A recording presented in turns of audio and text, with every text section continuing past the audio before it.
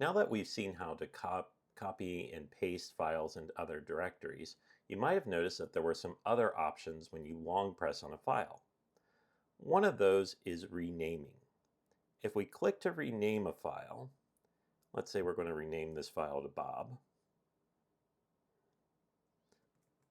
Bob. Go ahead and submit that. It'll rename the file.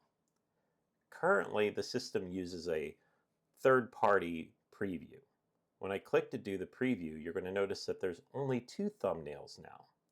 And that's because the renaming feature doesn't interact with our thumbnail feature here. And it doesn't create a new thumbnail for that image when we rename it.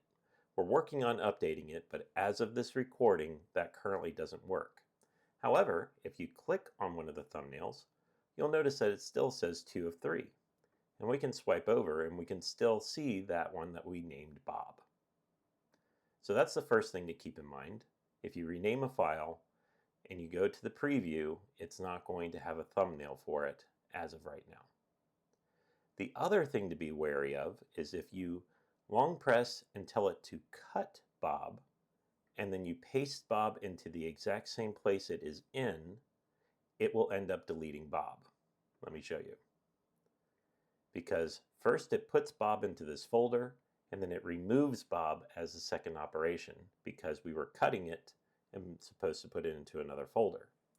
It doesn't recognize that we put Bob into the exact same place, so it ends up deleting Bob from the same folder as the second part of its operation.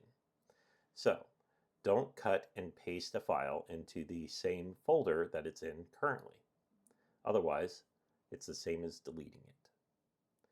So with that in mind, let's go ahead and look at the next advanced feature with the system.